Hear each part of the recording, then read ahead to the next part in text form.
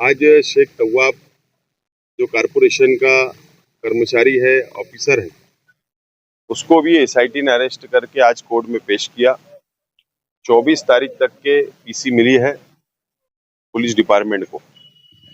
और जो इल्जामात, मैं खुद कोर्ट रूम में मौजूद था, और जो इल्जामात पुलिस ने एसआईटी ने जो लगाई तव्वाब शेख पर कि वो दस्तखत उसकी है या नहीं है वो चेक करना है, किन किन लोगों से इसके कॉल पे बातचीत हुई है वो चेक करना है, बैंक अकाउंट चेक करना है, ये छोटी छोटे इल्जामात लगाकर असल में बड़ी मछलियों को एसआईटी छोड़ना चाहती है।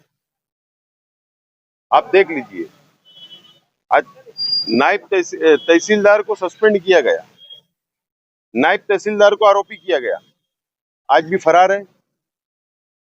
बाकी जो छोटे छोटे अधिकारी है, कलर वगैरह, उनको अरेस्ट कर लिया गया, आज धारंकर फरार है।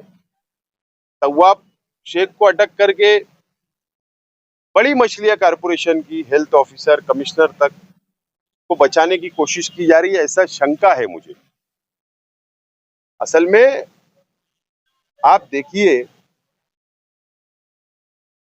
चाहे वो एफिडेविट का अधिकार हो तहसील ऑफिस में, वो तहसीलदार को दिया गया था। अब तहसीलदार की गलती, नायब तहसीलदार को पावर डेलीकेट किया गया।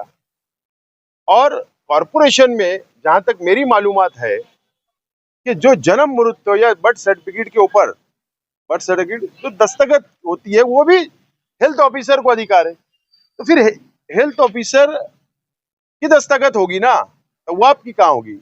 या फिर पावर डेलीकेट करे तो गैर कानूनी है क्या?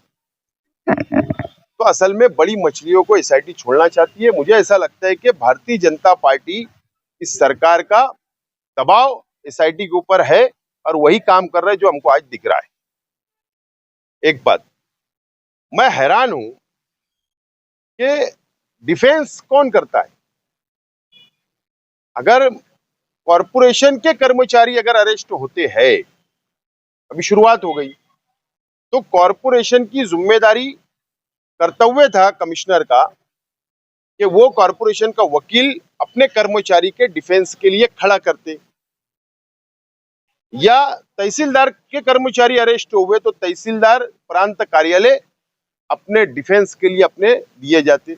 ये बेचारे अपने अपने वकील लगाकर खड़े हुए, ये यंत्रणा का हिस्सा थे, सिस्टम का हिस्सा थे ये कर्मचारी, जिनको आज आरोपी बनाया गया। तो उनके लिए वहां की एजेंसियां ने, यानी कॉरपोरेशन ने, तहसील ऑफिस ने खड़ा रहना चाहिए था, अपना वकील खड़ा करना चाहिए। इसका मतलब जो इल्जाम एसआईटी लगा रही है कि प्रांत कार्यालय चोर है या कॉरपोरेशन चोर है, भ्रष्ट कारोबार है, जो एसआईटी लगा रही, इसका मतलब तुम मान्य कर रहे हो। तो होना यह चाहिए था, कॉरपोरेशन और तहसील कार्यालय ने अपना वकील खड़ा रह के डिफेंस करना कि ये जो हमने किया सब सही किया, जो एसआईटी बनी ये गलत बनी, और जो सरकार ने इल्जाम लगाया वो गलत लगाया। इस तरीके से कामकाज होना चाहिए था, लेकिन ऐसा नहीं करते हुए छोटे छोटे लोगों को आरोपी बना के बड़ी मछलियों को छोड़ने का संयंत्र रचा गया है। और भारतीय जनता पार्टी की सरकार इस तरीके का संयंत्र रचकर ये काम मालेगांव को बदनाम करने के लिए कराना चाहती है। आवाज जो है विधानसभा में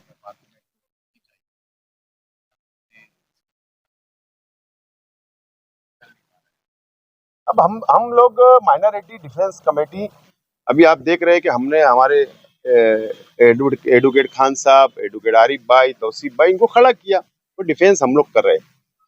हम लोग भी वक्त निकाल कर पुलिस स्टेशन जाते, एसआईटी ऑफिस जाते, कोर्ट में आते, हम लोग जितना हो सकते हम लोग मदद कर रहे हैं, बाहर रहकर जो हमारी जिम्मेदारी हम लोग पूरी कर रहे हैं। लेकिन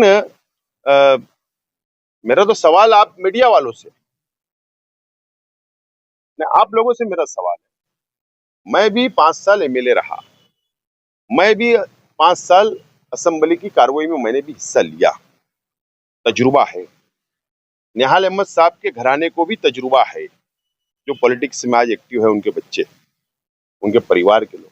हमने विधानसभा को बहुत करीब से देखे, मेरे वालिद भी एमएलए थे। एक आज के एमएलए बजट पे चर्चा करते करते बीच में सिर्फ 1.5 मिनट का बोल देना कि उनको अनुमान हुआ होगा बहुत गरीब रहते हैं मालेगांव में, बहुत स्लम बस्तियां नजर आ रही है, इसलिए उनको लगा होगा किरीट सोमैया को कि यहाँ बांग्लादेशी रहते होंगे। अरे ये कोई एमएलए है? ऐसे फटीचर सवाल। अरे सीधा बोलना चाहिए था एमएलए कि एसआईटी तुमने बनाई, तुम जुल्म कर रहे हो, एसआईटी गलत कार्रवाई कर रही है, एक भी रोहिंग्या एक भी मुसलमान बांग्लादेशी यहाँ नहीं है, हम पर जुल्म हो रहा है, बंद होना चाहिए। कौन से एक्टर से धड़ल्ले से बोलना पड़ता है? तुम तो चापलूसी की बातें वहां कर रहे हो, सरकार की जबानी बोल रहे हो। खैर अब ये शहर समझे, लेकिन हमारी लड़ाई जो हमने हाथ में ली, हम लोग लड़ने वाले हैं। और शोभा बचाओ, महाराष्ट्र सदन के अंदर खड़े रह के प्रेस वालों के सामने बयान देने से काम चलेगा नहीं, कोई काम चलेगा नहीं। ये सिर्फ वो बेवकूफ बनाने का धंधा है। वहां पर कई कांग्रेस पार्टी के मेंबर ऑफ पार्लियामेंट लोगों की मीटिंग थी महाराष्ट्र सदन में, शायद जॉइंट मीटिंग थी, उसके बाद प्रेस वाले वहां पे आए तो ये हमारी मैडम ने भी वहां खड़े रह के बोल दी चलो मैं भी मालेगांव को दिख जाऊंगी। तो ये सब बेवकूफ बनाने के सब धंधा है। मैडम ने बंद करना, मैडम को मालूम है रमजान में गरीब क्या है, परेशान है, उनको अखराजा मिल रही कि नहीं मिल रही, तो पावरलूम चल रहे नहीं चल रहे, मालेगांव में क्या परेशानी है, वो नहीं आएंगी। ईद के दिन जरूर मुबारकबाद देने जरूर पहुंचेंगी वो, कि देखो मैं मुसलमानों की वोट से चुन के मैं खासदार है। ये सब बनावटी बातें हैं, हम लोग फंस चुके हैं। ऐसी खासदार को भी चुन कर देकर अगर दूसरा कोई कैंडिडेट होता बीजेपी के अलावा तो हम सोचते तो उसको वोट देते तो अच्छा रहता।